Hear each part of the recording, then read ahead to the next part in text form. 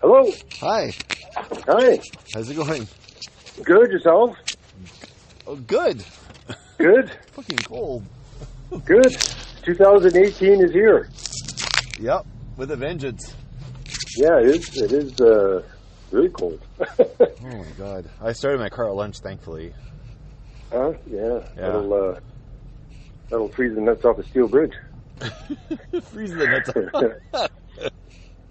Yes. How are you, my brother? Good. Good. Good. And yourself? I'm very good. Yeah, I'm a grandpa. Yes. Grandpa, yes. Actually, we were going to, because originally we were going to go tonight or after work and go and see the baby. Okay. But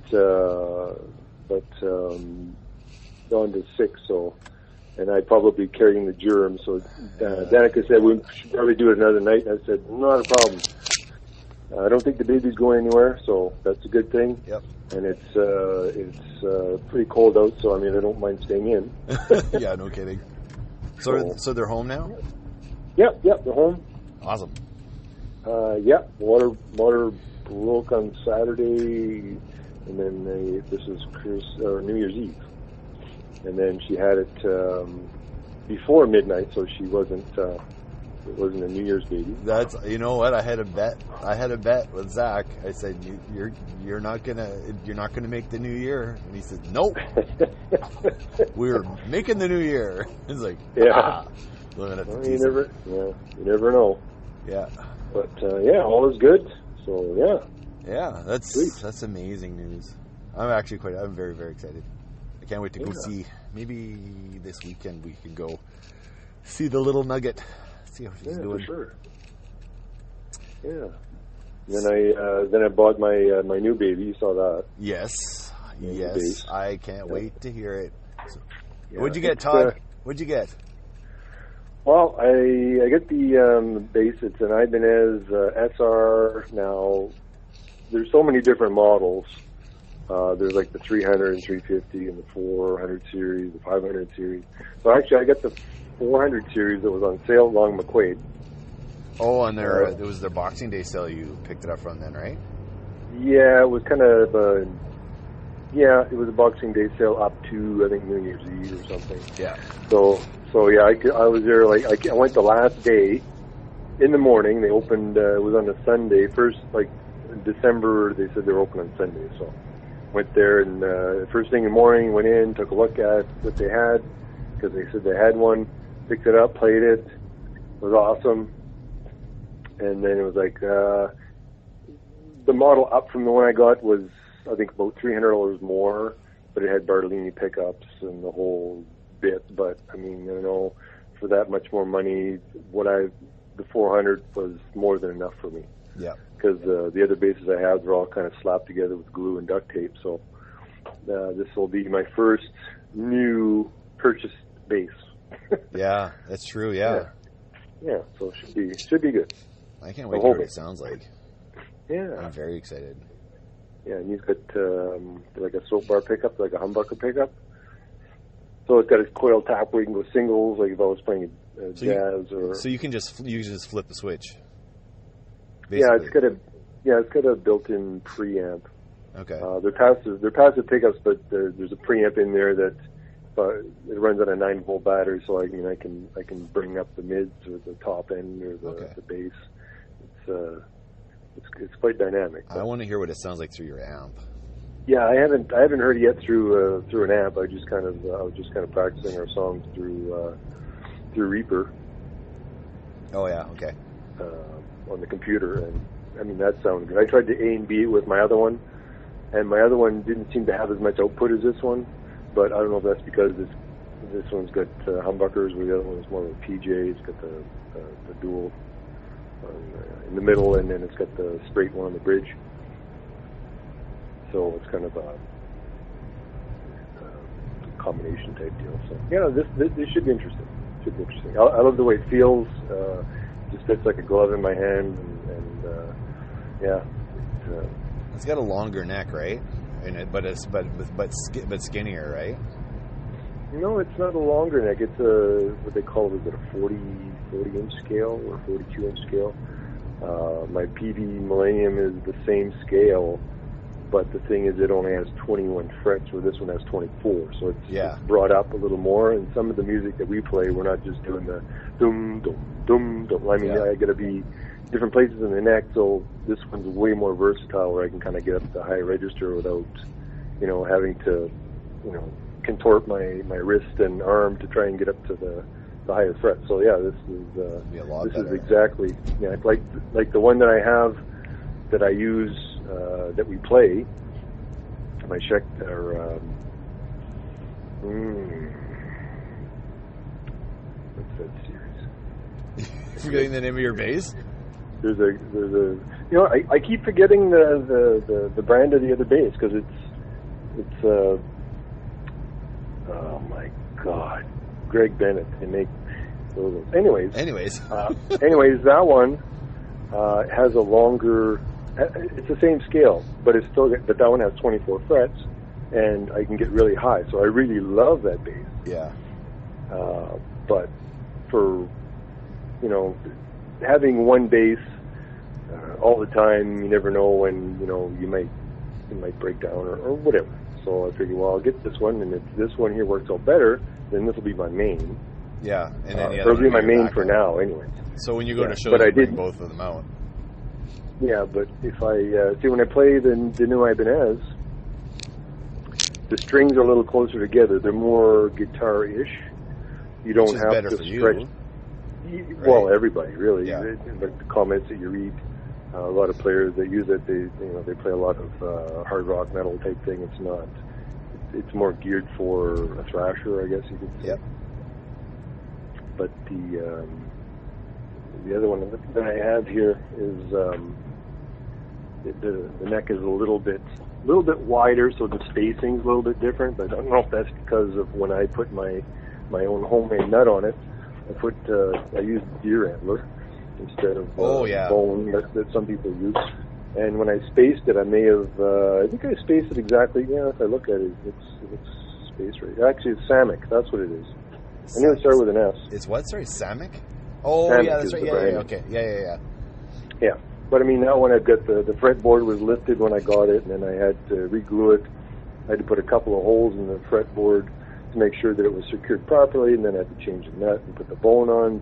I had to scrounge some tuning pegs, so I mean the two lower strings, I have to turn the keys in reverse, and I don't know, it's just a mishmash. Really? So, yeah, that's how I have it set up.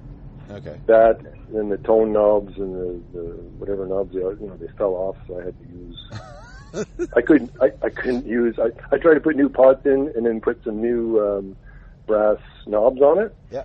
But for some reason, and I thought they were like solid, because these ones have set screws in it, right? So if you use the tapered ones, you put them in, and if you go where that little slot is, they're all kind of wonky and wobbly. So I tried to put one of those like a nut or something. Ones, the shaft, like a solid shaft, and try and put those on there. But the solid shaft is bigger than the actual knob, and they're metal knobs, so I can't. Yeah. It's not like I can press them in. I'd have to rotate. So I was like, So I got one knob that's brass. I got Can one you put like a knob washer in there to make it work better, or no?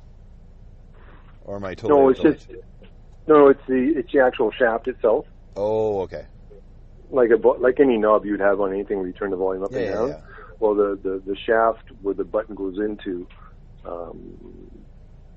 is different than than the button that I have to use. But anyways, that's neither here nor there. But yeah, so I'm pretty happy. That's my news, anyways. Yeah. So we're gonna fill up all the time on Todd's new bass. No, that's good. That's good. We can talk to tech stuff. I like it. So tomorrow we finally get to practice. Yes. Since when was the last time we practiced? Was actually when we did the show. Actually, we never practiced. I don't think after that. No, we did the show, and then we took a break, and we did some studio stuff, more studio stuff, which we're gonna have to. Well, now that Sylvie's finish that up. Yeah, now that Sylvie's done, I might be able to find an extra night, maybe every other week or something. I'll just head over to your place. We can just turn some knobs and do some tweaking. Yeah. of the last tweaks we got to do. Yeah, exactly. Yeah, Sylvie's not as busy this month, so Silver Moon Salon is not swamped in January, so we'll actually get some time back. And, yeah, well, I'm sure Christmas with all the parties and everything going on. Oh, it was crazy. I'm sure it was crazy, yeah. Yeah. It was crazy. Yeah.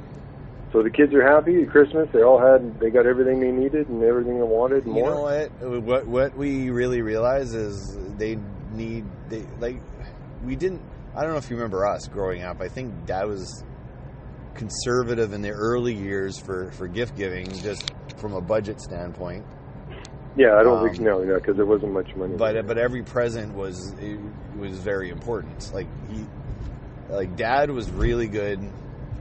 Dad was really good at picking the presents we really, really wanted. Right. Like he was with me. I think he was with you too, I'm assuming. Yeah. We had the Christmas wish book was the Bible of all Christmas shopping back then. That's right. It was the Sears? Yeah, Sears Christmas wish book, right? Yeah. It was it used to be really thick, and as time went on, it kind of got thinner and thinner, I think, and then it just kind of disappeared. I think it's just all online now. Yeah, no, it is. Yeah, I don't know. He was really good at picking stuff. Like, obviously, when you got your guitar, was that a Christmas thing? No, it wasn't. It was a birthday thing, wasn't it? Your first guitar? My first guitar? Yeah. Oh my God, that's a whole story in itself. Well, let's tell the story. Want to tell the story? Okay. It's a good story. I love this story. I never get tired of hearing it, and I don't think everyone knows the story. So, okay, at the very beginning, when I first started playing guitar, people ask me, like, when did you start? I says, well, I've got a picture when I was 6 months old and I was holding this guitar. It actually looked like Danny Owen doing this double tap. Yeah, I know. No, I remember. I still remember that picture. Yeah, I think I still have it here somewhere. Yeah. But I mean, later on, like when I actually did start playing, Dad was playing bass, and then I tried to play you tried to show me a couple of things. We're playing some CCR. From, I think, the album Pendulum, I think is what it's called. Oh, Pendulum, yeah. Yeah, so that's where it kind of started. And then I had one of those acoustic guitars. I mean, it's probably one of the cheapest weird things. And actually on my Facebook page, I think I've got a couple of audio clips of you singing. And I'm playing the guitar. That was kind of, I think, your debut. Oh, I might have to go listen to that. I don't remember that. Yeah, so it started off with the acoustic, and then later on, I had another acoustic that had bought me. It was a Horner. It was the neck was like a big tree trunk, and back then my hands weren't, you're still pretty young, so I couldn't. It was a hard time playing it. Of course, he had the Washburn. It was perfect, nice slim neck.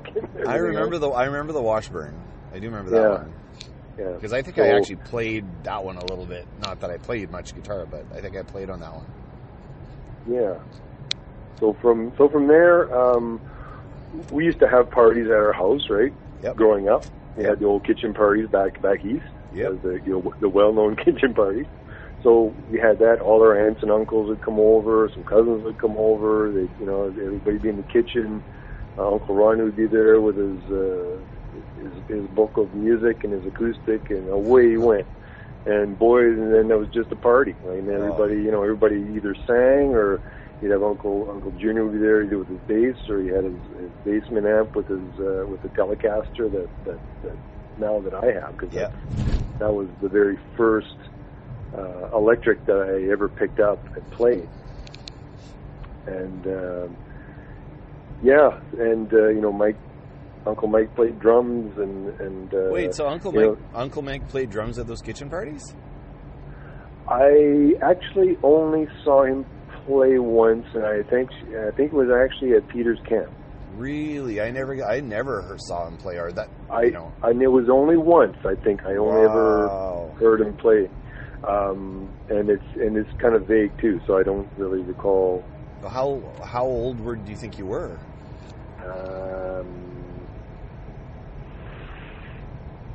9, 10, maybe. Okay. Wow. See, I don't remember that at all, but I guess I was 2. Yeah, it's kind of hard to say, because I used to do the tape recorder, because I'd gotten a tape recorder one year for Christmas. So what I did is I'd have it in the other room.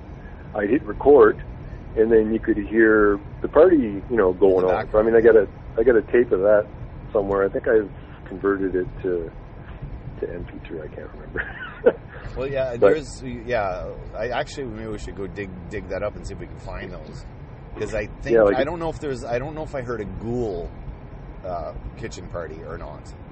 Oh yeah, no, this one here. As soon as you hit play, you hear Uncle Ronny singing "I don't do Fred Montreux." Oh, come on, really? Yeah. Oh, okay, I didn't hear that. I got to hear that now. Oh, that's awesome. Drove his Cadillac to Texas, and the whole day. It was awesome. But anyways, getting back to the guitar portion. Yep. So Uncle Junior had this Telecaster, and it's called a Mansfield. So it was kind of a knockoff of a Telecaster, like a Fender Telecaster, back in the day. So he had that and an actual, like a Fender basement amp, like the 410 Jensen's in it. They had, Kleenex stuffed in the speakers because they were buzzing everywhere. Years of use. And, I had that and the Telecaster for years and kind of played around with that. And then we jam with Mike and Norm, and we'd go over there and jam. With you're playing the Telecaster. Playing the Telecaster, yeah. And then one day after practice, because we had gone to Moncton Music, and then I picked up it was a SQ series back then, made in Japan, Squier Strat. Yep. Not like the crap they got out now, but anyways, back then, and I remember the price tag. It was $510, and it was on sale for $450 something. So I mean, like today, comparable prices, if you were to buy a Strat in that price range, maybe a couple of years back, you would end up like with a actual Fender Mexican Strat. Yeah. Now you can buy. I mean, they've got these affinity ones. I mean, I think all the parts are smaller than standard sizes, and they want like $150, $200 depending on the model, and then you get the kits all together. But anyways, this Mansfield was made in Japan. It had low, and this was back when I didn't know what all this meant. Yeah. But these low output pickups, they were just like you're just very generic. It wasn't something we'd crank up the distortion the way you went. Because the feedback would scream bloody murder. Yeah. So it was pretty much clean, anything that was played. So it's so different than now, but okay, go on. Yeah. So anyways, getting back to when we went to Moncton Music, and I sat down with this Strat, and I just kind of fell in love with it.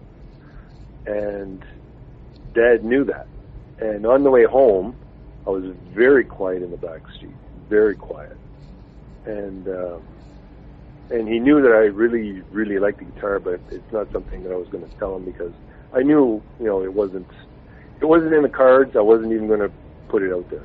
Yeah. But after practice one day, Mom and Dad picked me up, and when I was getting in the car, I hit my foot on something that was sitting on the floor of the back seat. And I was like, "What is this?" Which car was this?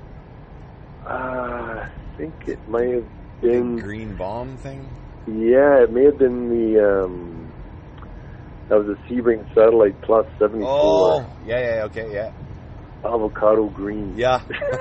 Yeah, okay. So you get in the back seat. Yeah, on the floor. He says, well, open it up. So I opened it up, and there's the guitar. So, yeah, it was quite emotional. Yeah, no kidding. Yeah, even when I think about it, it's quite emotional. But yeah, it was quite the highlight of my childhood, actually. Yeah. So I mean, and it wasn't one of those things where you buy a kid a guitar and they play it for a day or two and then they get sick of it and go to the closet. And no, that wasn't you at all. No, that wasn't me. It was I had it. I was playing guitar beforehand. I had it. I played all the time. And again, looking back, these were all single coils.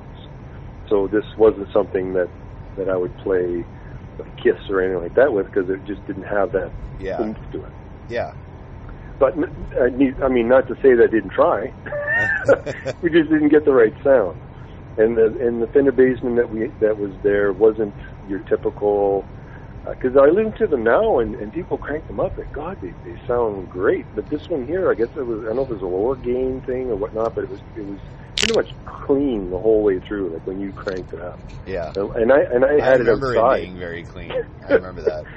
Yeah, and it just dined that thing, and it just, just clean all the way through. But yeah, so that's the story of that guitar.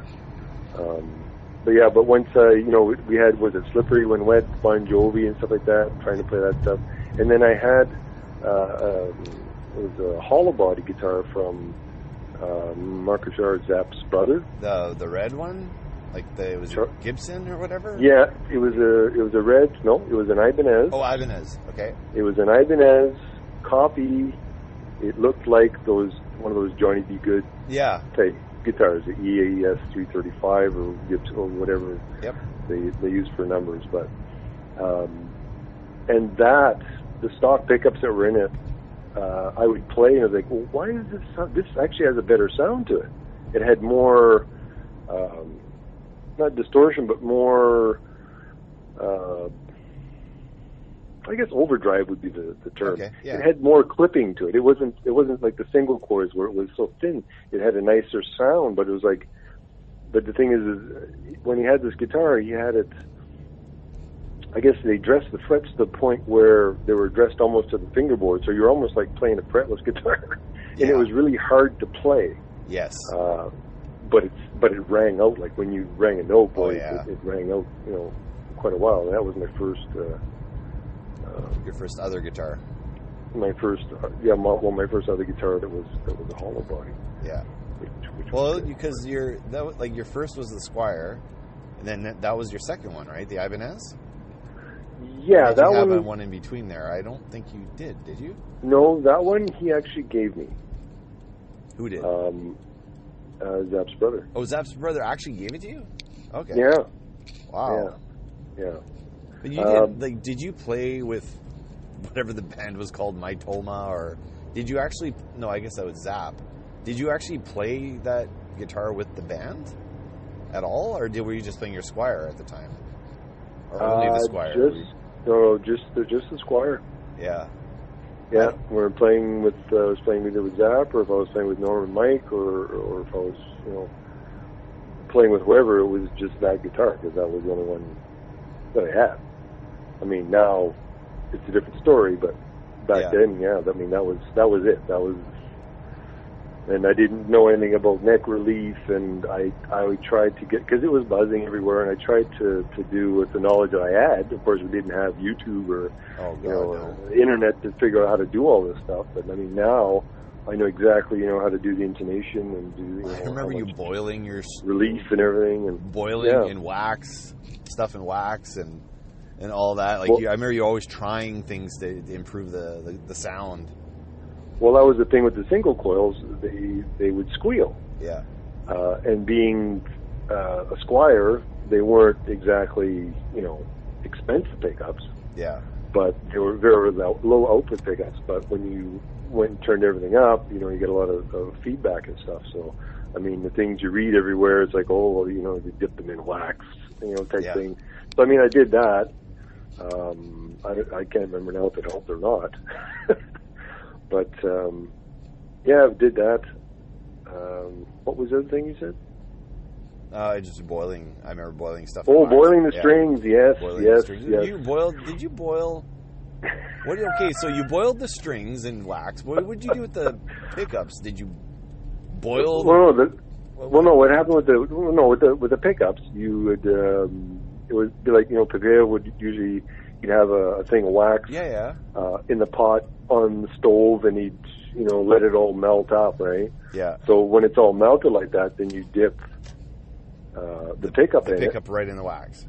Yeah, and you leave it in for a few seconds. Not too long, because I guess it might have burnt or the wires or well, that's plastic. I saw you doing that when I was young, and I'm like, what the fuck are you doing? I'm like, it's electronics, doesn't that break? Like I don't know. I was always fascinated. I remember watching you on the stovetop, boiling wax, and I'm like, This guy's I hardcore. I probably wasn't doing it right, but I mean, you did what you thought it was from what you either read or heard, right? Yeah. Well, you'd probably read an interview in Guitar Player magazine or something. Oh, I dip my stuff in wax, and like, I'm gonna just do it. And when I think about it now, boiling strings, it's like, what the hell was I thinking? But the thing is, back then, you did with what you had. Yeah. And, the only time you ever change a string is if it broke. And if it broke, it's like, oh my God. Then you got, of course you have to buy a whole, buy a string, which is probably the price of half a pack of a whole, the whole string change. Well, yeah, we had no money back, like when you're a kid, you don't have any money. Yeah, we lived out in the boondocks, and we never got to Moncton, so to go pick up strings. And when you picked up strings, we didn't have, I'm working at the co-op at minimum wage.